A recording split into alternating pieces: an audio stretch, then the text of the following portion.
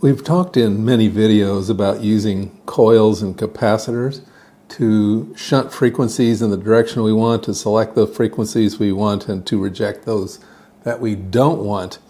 And so I thought I would take that to the next level and show that we can use these coils and capacitors to do some other interesting things pertaining to getting the frequencies we want. And I thought we would go with a audio crossover. Let me zoom in on that. There we go. And it is doing a lot of the same things as the coil and capacitor in our crystal radio. So let's do a quick walkthrough on this circuit. There are two capacitors right here. You can see the yellow one and this kind of whatever orangish brown. And this is the treble side of a crossover. So these are used in speakers to separate out the low frequencies from the high frequencies, because if you send the low frequency power into a tweeter, you'll blow it up. And if you send the high frequency stuff into a woofer, you don't really get much out of it. So this side right here is making sure that the high frequencies pass into the tweeter, and will also, by the nature of capacitors, reject lower frequencies. And these two capacitors are for the base side. And you say, wait a minute, you just said that capacitors reject low frequencies. Why would these be in the base? And we're going to jump to the circuit diagram here in a second, and I will show you why. There's a varistor here, which is still a bit of a mystery to me. I'll show you why. And then here is an inductor, and inductors are very good at passing low frequencies, but not very good at passing high frequencies. So we have two filters in here, one that is filtering for high frequency and one that's filtering for low frequency. Okay, so let's take a look at the circuit diagram here. We'll zoom out so we can see it all. There we are. Okay, so this is what we were just looking at. And we'll do a quick walkthrough. This is the actual diagram, and then I've got a simplified version because when we have two capacitors like this, we can combine them into one. Okay, so what we have is we have the signal plus in and signal minus in. So this is basically ground and plus. And this is coming from, say, the amplifier or, whatever, the tuner. And the high frequency signals will pass into here. And because of the nature of capacitors, they will travel through here. They will reach the varistor, and this varistor is a mystery to me because typically a varistor is used when you need a rising voltage. This thing breaks down, the resistance goes down, and you'll typically short it to ground. So this would be a how should we say, safety switch, that when the voltage gets too high, you would want to shunt it to ground. So why they have that here? Again, I cannot find anything on the internet as to why one would do it that way. So I would say there's a 50% chance there's an error in the circuit diagram and a 50% chance that there's something I'm not finding. Okay, so again, this is the treble out, and our high frequency goes through here, passes through these capacitors because of the nature of capacitors, and comes out as positive. This line is just the mutual ground, so the tweeter would be between here and here. And then let's go this way. So the signal comes in, it has a base component.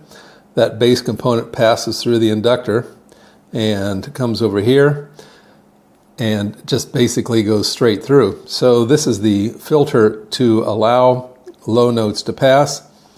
And these two capacitors seem to be a last ditch effort to remove any of the high frequencies that might contaminate the base, and they are shunted to ground.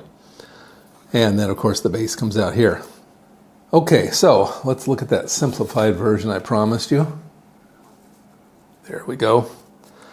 So I think this makes it a little bit easier. The high frequency comes in here, passes through the capacitor, and then out as treble. Again, the low frequency will want to pass through the coil, or is allowed to pass through the coil is probably a better way to say it. High frequencies are blocked by coils, and I forgot to mention that earlier. Yeah, so when a high frequency tries to pass through a coil, there's just the impedance goes up. So that's a fancy way of saying it's the resistance per the frequency. So rising frequency, this thing becomes more of a resistor. So the low frequencies pass through here.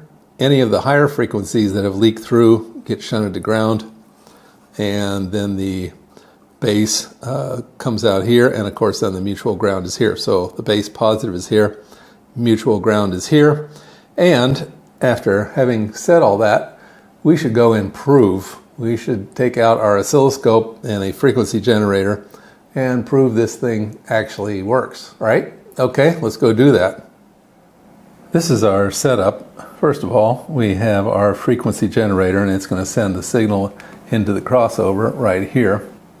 And on the other side back here, we have our 2-channel oscilloscope.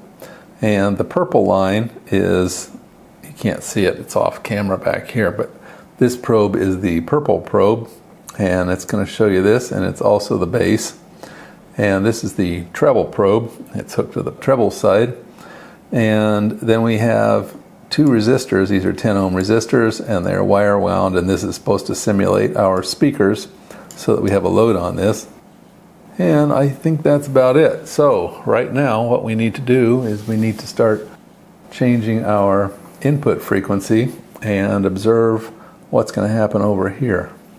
So we start out at 100 Hertz, which is bass, definitely bass. And I'm going to have to change my time base as we go. There's 300 Hertz, bass, 400, 500, 600, 700, 800, 900, and 1,000.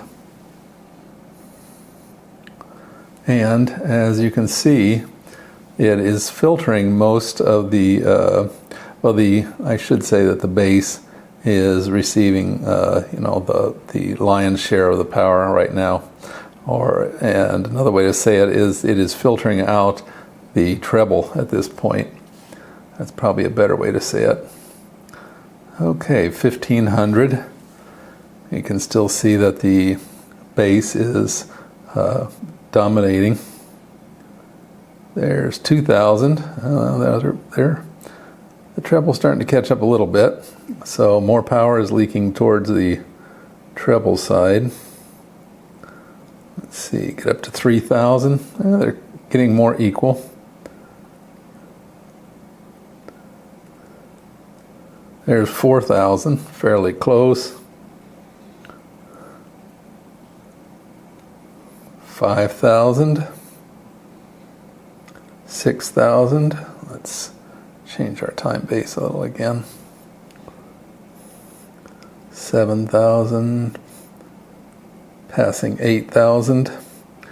They're getting to the point where the filtering is pretty much equal on both channels. There's 10,000. Now the bass is still a little bit higher than the treble.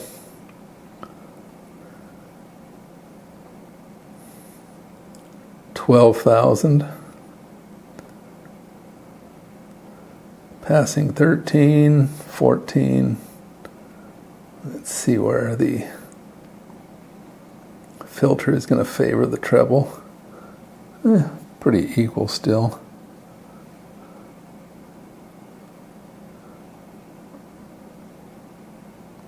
18,000. What I'm seeing is that the treble is now getting a little bit more of the power than the bass. So it's filtering out more of the bass, I should say. 21,000. Oh yeah, definitely the treble is. The bass is getting filtered out more. There's 25,000. Yeah, so the bass is getting heavily filtered at this point, filtered out. Most people cannot hear above 28. There's 28,000. So yes, the bass is heavily filtered out, but not totally.